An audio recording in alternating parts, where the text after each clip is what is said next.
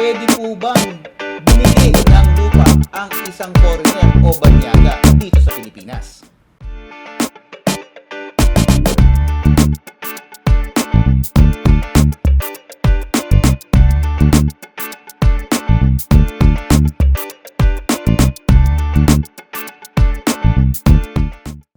Magandang araw po sa inyong lahat at nandito na naman tayo sa Usapang Lupa na handog sa inyo ng Foundation for Economic Freedom. Ito po muli si Atty. Edwin Chamson at kasama ko po si... Attorney George Katigba, kaya magandang araw po sa ating lahat. Salamat at kayo nakasubaybay pa rin. Ngayon pong araw na to ay marami na naman tayong mga pag-uusapan, Sir Erwin. Ano, simulan na ba natin? Sige! Ayan, ito po ang katanungan na lagi naitanong sa amin. Madalas maitanong sa amin. Ang tanong ay, pwede po bang bumili ng lupa ang isang foreigner o banyaga dito sa Pilipinas? Ano, Sir Erwin? Diretsuhin na natin ang sagot. Hindi pwedeng bumili ng lupa ang isang foreigner. Pag sinabi natin foreigner, ito yung alien, Atty. George, ito yung sinasabi natin na alien, hindi ito dating Pilipino. Yes, sir. Okay. Ito yung tinatawag natin sa puti, itim, Europeo, Arabo, na ganyan. hindi talaga Pinoy, Pero kung ikaw ay dating Pilipino na nawalan ng citizenship dahil Paano, ikaw sir? ay Paano nawalan?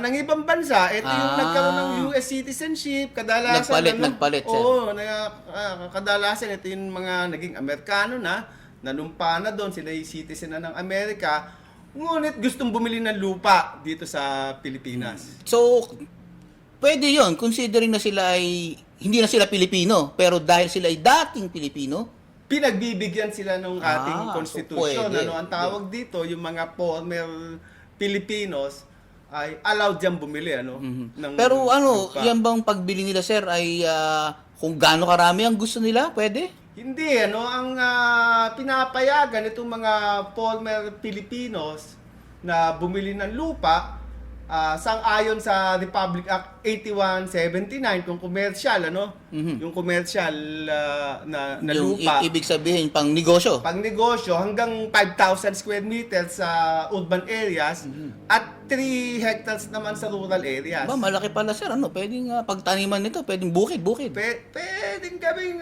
basta pang negosyo ang lupa mo, former Pilipino ka. So, pagka residential naman, Atty. Katigba, pwede ba 'yon? Yung sa residential, sir, Oh. pwede. Ayon sa BP 185, isang lumang batas, sir, ha? BP, Batas Pambansa. Batas Ito yung Pambansa. dating natin pa, Yung doon din sa Batasang Pambansa, Batasang nung Pambansa. walang Panahon ni Marcos na matanda. Yes, sir, Marcos Sr. Nung walang Senado at walang Kongreso, isa lang, yung So, ano yung batas Batasang na Pambansa. yan? BP na yan. Ayon sa BP 185, ito isang lumang batas, sir, BP 185, yung Batas Pambansa, pwedeng bumili ang isang foreigner. Pero dapat yung former Pilipino, yung dating Pilipino na ngayon na nag-iba ng citizenship, pwedeng magkaroon o pwedeng bumili ng lupang residential sa urban hanggang 1,000 square meters at sa rural naman ay pwede hanggang 1 hektarya, sir. Ayun. Pero dito sa ating mga general rule, dito sa ating mga exemption, sa general rule, kasi itong mga sinabi natin, mga exemption, merong isang paraan kung paano makakabili ang foreigner mismo ng isang property. Hindi nga lamang lupa, sir. Okay. Halimbawa, condominium. Yan. Explain, sir, natin kung ano yung Okay, condominium. sige nga, itong condominium kasi, hindi ito itrinatong lupa. Hindi ito itrinatong lupa dito sa Republic Act 4726 o yung condominium law natin. Ang trato sa condominium ay parang korporasyon. Oo, para maging Pilipino yung korporasyon. Alam mo naman yung 60-40 Atty. George, di ba? Yes, sir, sa lahat ng bagay. 60% Pilipino, 40% yung foreign ownership. So, sa ganun, paano kayo nang makakabili ang foreigner sa isang condominium apartment o condominium corporation ng isang unit? So, basta hindi lumalampas sa 40% ng mga binibentang units Okay. ang bibilin ng foreigner, Pwede. Yun ang sabi So ng kung batas. merong alimbawa 100 units sa isang condominium corporation, ano? Yes, sir. Ilan Pwedeng, dito ang pwedeng sa foreigner? pwedeng ibenta sa foreigner ang hanggang 4 na po noong condominium Oo, units. kung Hindi para- pwedeng lumampas. Bawal yun. Kumbaga 40%. 40%, sir, Pwedeng- ng project. Kung magkakaiba ng sukat, so may kwenta. May kwenta, May sir. kwenta. May kwenta. So wag lang hihigit sa 40%. O ito, hindi naman to bilihan ato ni George, ano? Kung halimbawa naman, syempre, itong mga foreigner na to, ito yung mga ano talaga, hindi former Pilipino, kundi Oo, talagang foreigner. po, alien, kung Oo, tawagin alien. natin, alien talaga. Hindi yan yung galing Mars, ha? Hindi Galing to ibang galing planeta. Mars. Ano? At ito naman, ang kadalasan dito, yung nag-aasawa ng mga Pilipino, di ba? Oo. Kung halimbawa, ano, sinamampalad, natuka ng ahas, nabundol ng, nalunod sa ilog, ang asawang Pilipino, Mm-mm. pwede bang makapagmana ito? Itong alien na to.